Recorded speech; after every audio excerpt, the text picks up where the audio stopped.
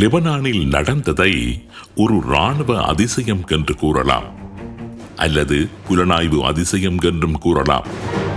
எப்படி வேண்டுமானாலும் அதனை கூறிக்கொள்ள முடியும்.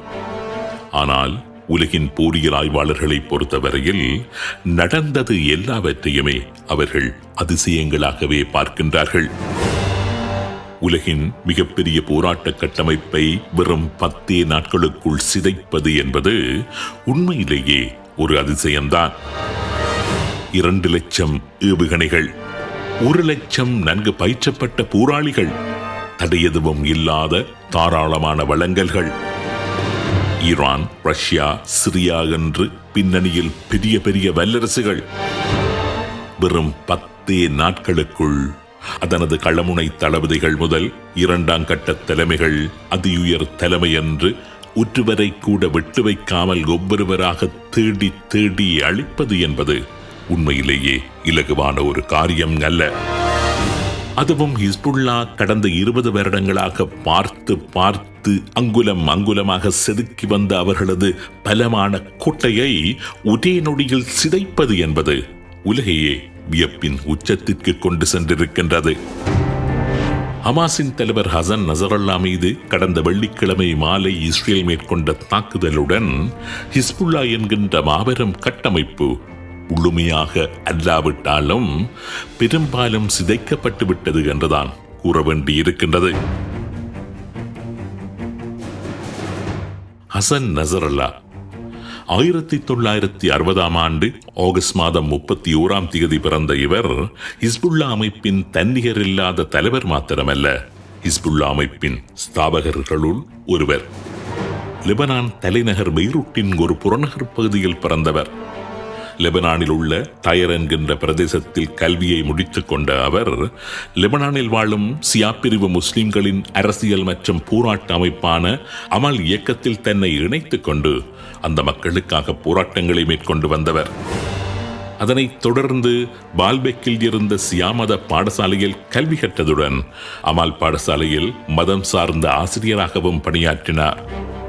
1982ஆம் ஆண்டு லெபனான் இஸ்ரேல் யுத்தத்தின் போது இஸ்ரேலுக்கு எதிராக போராட வேண்டு உருவாக்கப்பட்ட ஹிஸ்புல்லா அமைப்பில் தன்னை இணைத்துக் கொண்ட நசரல்லா அதன் பின்னர் ஈரானுக்கு சென்று பல வருடங்கள் ஈரானில் வாழ்ந்து வந்தார். அந்த காலப்பகுதியில் அவர் ஈரானில் மதம் சார்ந்த கற்கைகளை மேற்கொண்டதாக கூறப்பட்ட போதிலும் அங்கு அவர் பலவிதமான இராணுவ மற்றும் அரசியல் கற்கைகளை கற்றதாகவும் கூறப்படுகின்றது. ஈரானில் வைத்து சுமார் 10 வருடங்களாக ஹசன் நசரல்லா ஹமாஸ் அமைப்பை தலைமை தாங்குவதற்காக தயார்படுத்தப்பட்டதாக கூறப்படுகின்றது. ஹிஸ்புல்லா அமைப்பின் ஸ்தாபகரும் தலைவருமாக இருந்த அப்பாஸ் அல் முசாவி 1992ஆம் ஆண்டு பிப்ரவரி மாதம் 16ஆம் தேதி இஸ்ரேலின் தாக்குதலில் கொல்லப்பட ஈரானில் இருந்து லெபனான் வந்த ஹசன் நசரல்லாவிற்கு ஹமாஸை தலைமை தாங்கும் பொறுப்பு வழங்கப்பட்டது. ஹசன் நசரல்லா காலத்தில் தான் ஹிஸ்புல்லா என்கின்ற அமைப்பு மிகப்பெரிய வளர்ச்சியை கண்டிருந்தது. ஈரானினால் உருவாக்கப்பட்டு லெபனானுக்கு அனுப்பப்பட்ட ஹசன் நசரல்லா ஹிஸ்புல்லாவை நவீன படைக்கலன்கள் கொண்ட ஒரு கட்டுப்பாடான இராணுவமாக கட்டியெழுப்பினார். பாலிஸ்டிக் மிசைல்ஸ், க்ரூஸ் மிசைல்ஸ் என்று பலவிதமான ஏவுகணைகளை தாங்கிய ஒரு நவீன படம்பிக்க இராணுவமாக ஹிஸ்புல்லா அமைப்பை உருவாக்கியதுடன் இஸ்ரேலுடனான சண்டைகள் சிரியாவில் முன்னெடுக்கப்பட்ட சண்டைகள் என்று சண்டை அனுபவம் மிக்க ஆயிரக்கணக்கான வீரர்களை கொண்ட ஒரு அமைப்பாகவும், சவுதி போன்ற சுன்னி முஸ்லிம் தேசங்களை மாத்திரமல்ல உலகையே அச்சப்படுத்தக்கூடிய ஒரு அமைப்பாகவும் ஹிஸ்புல்லா அமைப்பை கட்டியெழுப்பியிருந்தார் ஹசன் நசரல்லா. ஹிஸ்புல்லா என்றால் ஹசன் நசரல்லா, ஹசன் நசரல்லா என்றால் ஹிஸ்புல்லா. அந்த அளவுக்கு ஹிஸ்புல்லாவின் ஒரு தூண், ஒரு அத்திவாரம். ஹிஸ்புல்லா என்றாலே ஹசன் நசரல்லா என்று கூறும் அளவுக்கு அவர் அந்த அமைப்புடன் பின்னி பிணைந்திருந்தார். ஹசன் நசரல்லா மீது இஸ்ரேல் மேற்கொண்ட தாக்குதல் ஹமாஸ் அமைப்பை முற்றாக அழித்து விட்டது, முடித்து விட்டது என்று கூறிவிட முடியாது. ஆனால் ஹமாஸ் அமைப்பிற்கு மிகப்பெரிய பாதிப்பை ஏற்படுத்திவிட்டுள்ளது என்பதில் சந்தேகமில்லை. ஹசன் நசரல்லா மீது இஸ்ரேல் மேற்கொண்ட துல்லியமான தாக்குதல் என்பது உலகின் போரியல் ஆய்வாளர்கள் அத்தனை பேரையும் அதிர்ச்சிக்குள்ளாக்கியுள்ளது என்பதில் சந்தேகம் இல்லை. எப்படி இஸ்ரேல் தனது புலனாய்வு தகவல்களை திரட்டியது, அதுவும் எதிரியின் தேசத்திற்குள் அதிகபட்ச பாதுகாப்புடன் நடமாடிக்கொண்டிருந்த ஒரு தலைவரை எப்படி அது குறிபார்த்து தாக்கியது, ஹிஸ்புல்லா தரப்பினரையே ஆச்சரியப்பட வைத்துள்ள தாக்குதல் அது. ஹசன் நசரல்லா எங்கே இருக்கின்றார் என்று முதலில் இஸ்ரேலியருக்கு உறுதியாக தெரிந்திருக்கின்றது. எந்த நேரத்தில் அங்கு இருக்கின்றார் என்றும் அவர்களுக்கு துல்லியமாக தெரிந்திருக்கின்றது. அந்த கட்டிடத்தின் எந்த மாடியில் அல்லது எந்த அறையில் அல்லது எந்த நிலக்கீழ் பங்கரில் அவர் இருந்திருக்கின்றார் என்றும், அவரை அழிப்பதானால் எப்படியான ஆயுதம் பாவிக்கப்பட வேண்டும், எப்படியான குண்டு வீசப்பட வேண்டும், பங்கபஸ்டராக இருந்தால் கட்டிடத்தின் உள்ளே எந்த அளவு தூரம் உட்புகுந்து பின்னர் அது பிடித்து சிதற வேண்டும், இப்படியான அனைத்து விடயங்களும் இஸ்ரேலியர்களுக்கு அச்சொட்டாக தெரிந்திருக்கின்றது. இன்னும் கூறப்போனால் ஹிஸ்புல்லாக்களின் அத்தனை நடமாட்டங்களையும் அருகில் இருந்து பார்த்தது போல மிக மிக துல்லியமாக நீண்ட காலமாக அவதானித்து காத்திருந்த இஸ்ரேல் ஏற்ற தருணத்தில் தான் நினைத்த அத்தனையையும் முடித்து விட்டிருக்கின்றது. ஹிஸ்புல்லாவின் அதிகார கட்டமைப்பு இஸ்ரேலிய புலனாய்வு பிரிவினருக்கு நன்றாகவே தெரிந்திருக்கின்றது. ஹமாஸ் அமைப்பில் யார் யார் எந்தெந்த பிரிவுகளுக்கு பொறுப்பாக இருக்கின்றார்கள், எந்த தளபதி எப்படியான நடவடிக்கைகளில் ஈடுபட்டு வருகின்றார், ஒவ்வொரு தளபதிகளும் எங்கு நடமாடுகின்றார்கள், எங்கு தூங்குகின்றார்கள், எந்தெந்த சந்திப்புகளில் ஈடுபட்டு வருகின்றார்கள், அத்தனை புலனாய்வு தகவல்களும் நிமிடம் பிசகாமல் இஸ்ரேலுக்கு கிடைத்துக் கொண்டே இருந்திருக்கின்றது. இஸ்ரேலின் நீண்ட கரங்கள் எங்கு வேண்டுமானாலும் சென்று தாக்குதல் நடத்த வல்லது என்று இஸ்ரேலிய பிரதமர் பெஞ்சமின் நெத்தனியாகு ஐநாவில் கூறி வெறும் 3 மணி நேரத்திற்குள் ஹிஸ்புல்லா அமைப்பின் தலைவரை இஸ்ரேலிய படைகளால் கொலை செய்ய முடிகின்றது என்றால், ஹிஸ்புல்லா அமைப்பினுள் தாம் நினைத்த காரியத்தை நினைத்த நேரத்தில் நினைத்த மாத்திரத்தில் செய்துவிட முடியும் என்ற நம்பிக்கை இஸ்ரேலிய படைகளுக்கு உறுதியாக இருந்திருக்க வேண்டும். சரி, ஒரு முக்கியமான கேள்விக்கு வருவோம். ஹிஸ்புல்லாவின் தலைமையை தாக்கி அளிக்க இஸ்ரேல் இதற்காக இன்றைய காலகட்டத்தை தேர்ந்தெடுத்திருந்தது. ஹிஸ்புல்லாக்களுக்கு அருகில் ஹிஸ்புல்லா அமைப்புக்கு உள்ளே நீண்ட காலமாக செயற்பட்டு வந்த இஸ்ரேலின் புலனாய்வு பிரிவு நினைத்திருந்தால் ஹசன் நசரல்லாவை முன்னரேயே அகற்றி இருக்கலாமே. இதற்காக இந்த தருணத்தை தேர்ந்தெடுத்திருந்தது. நேரடியாக கூறாவிட்டாலும் இந்த கேள்விக்கான பதிலை இஸ்ரேல் அண்மை காலமாக அடிக்கடி கூறி வருகின்றது. கடந்த வருடம் அக்டோபர் மாதம் 7ஆம் தேதி ஆபரேஷன் அல் அக்ஸா ஃப்ளட் என்ற பெயரில் ஈரானின் துணை ராணுவ குழுவான ஹமாஸ் அமைப்பு இஸ்ரேல் மீது ஒரு அதிரடி தாக்குதலை மேற்கொண்டிருந்தது.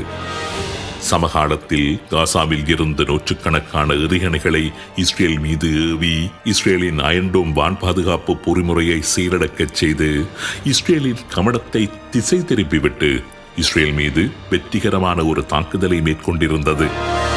அதே போன்ற ஒரு தாக்குதலை செய்வதற்கான திட்டத்தை ஹிஸ்புல்லா தீட்டிக் கொண்டிருந்ததாக இஸ்ரேலின் பாதுகாப்பு தரப்பு கூறுகின்றது. லெபனானில் இருந்தும் யமனில் இருந்தும் ஆயிரக்கணக்கான ஏவுகணைகளை சமகாலத்தில் இஸ்ரேல் மீது செலுத்தி இஸ்ரேலின் வான் பாதுகாப்பு பொறிமுறையை சீரடக்கச் செய்துவிட்டு ஹிஸ்புல்லா மற்றும் ஈரானின் ஷியா ஆயுத குழுக்களைச் சேர்ந்த உறுப்பினர்கள் ஆயிரக்கணக்கில் லெபனான் சிரியா எல்லைகள் வழியாக சமகாலத்தில் இஸ்ரேலினுள் நுழைவதற்கான திட்டத்தை ஹிஸ்புல்லாக்கள் தீட்டிக் கொண்டிருந்ததாக கூறப்படுகின்றது. குறிப்பாக ஆபரேஷன் அல் அக்ஸா ஃப்ளட் ஆரம்பிக்கப்பட்ட 1 வருட நிறைவின் போது, அதாவது எதிர்வருகின்ற அக்டோபர் மாதம் 7ஆம் தேதி இந்த தாக்குதலை மேற்கொள்வதற்கு திட்டமிடப்பட்டிருந்ததாகவும் கூறப்படுகின்றது. அண்மையில் ஹசன் நசரல்லா மேற்கொண்ட ஒரு உரை உங்களுக்கு ஞாபகம் இருக்கும் என்று நினைக்கின்றேன். ஹிஸ்புல்லாக்களுக்கு எதிராக பேஜர் தாக்குதலை இஸ்ரேல் மேற்கொண்டதை தொடர்ந்து உரை நிகழ்த்திய ஹசன் நசரல்லா, ஜெருசலேமில் உள்ள அல் அக்ஸா மசூதியில் உங்களுடன் சேர்ந்து நாங்கள் அனைவரும் ஒன்றாக வழிபடும் காலம் நெருங்கி வந்து கொண்டிருக்கின்றது என்று அறைகூவல் விடுத்திருந்ததையும் இந்த இடத்தில் ஞாபகப்படுத்த விரும்புகின்றேன். இஸ்ரேல் மீது பாரியதொரு தாக்குதலை மேற்கொள்ளுவதற்கான ஏற்பாடுகள் மும்முரமாக நடைபெற்றுக் கொண்டிருந்த போதுதான் இஸ்ரேல் தனது முன்கூட்டிய தாக்குதலை பேஜர் வெடிப்புடன் ஆரம்பித்திருந்தது. வெறும் 10 நாட்களில் அந்த அமைப்பின் அதி உயர் தலைமையான ஹசன் நசரல்லா உட்பட 10க்கும் அதிகமான முக்கிய தளபதிகளையும் 100க்கும் அதிகமான இடைநிலை பொறுப்பாளர்களையும் களத்தை விட்டு அகற்றியதுடன் ஹிஸ்புல்லாக்களின் எறிகணைகள், ஏவுகணைகள், ஆயுத கிடங்குகளையும் குறிவைத்து தகர்த்து வருகின்றது. இந்த நிகழ்ச்சியை நிறைவு செய்வதற்கு முன்னதாக ஒரு விடயத்தை சுட்டிக் காண்பிக்க விரும்புகின்றேன். இஸ்ரேலின் இதுபோன்ற தாக்குதல்களினால் ஹிஸ்புல்லா என்கின்ற அமைப்பு முற்றாக அழிக்கப்படவில்லை என்பது உண்மைதான். ஹசன் நசரல்லாவை 10 வருடங்களாக தனது நாட்டில் வைத்து தயார்படுத்தி அப்போதைய ஹிஸ்புல்லாவின் தலைவர் அப்பாஸ் அலி முசாவி கொல்லப்பட்ட போது எப்படி ஹசன் நசரல்லாவை ஹிஸ்புல்லாக்களுக்கு தலைமை தாங்க ஈரான் அனுப்பி வைத்ததோ அதே போன்று ஹசன் நசரல்லாவிற்கு மாற்றீடான மற்றொரு தலைவரை ஈரான் தன்னகத்தே தயார்படுத்தி வைத்திருக்கலாம். நாளைய தினமே அந்த நபரை லெபனானுக்கு அனுப்பியும் வைக்கலாம். புதிய பேஜர்களையும் தொலைத்தொடர்பு கருவிகளையும் கூட ஹிஸ்புல்லாக்களுக்கு ஈரான் தானே தயாரித்து மறுபடியும் வழங்கவும் செய்யலாம். இஸ்ரேலினால் அளிக்கப்பட்ட ஏவுகணைகளையும் ராக்கெட்டுகளையும் இழந்ததை விட அதிகமாக ஈரான் ஹிஸ்புல்லாக்களுக்கு அனுப்பியும் வைக்கலாம். ஆனால் இஸ்ரேலினால் உடைக்கப்பட்ட ஹிஸ்புல்லா உறுப்பினர்களின் மூரல், அதாவது உடன் இருக்கின்றதே, அதனை கட்டி எழுப்புவது என்பதுதான் அவர்கள் முன்னால் இருக்கின்ற மிகப்பெரிய சவால்.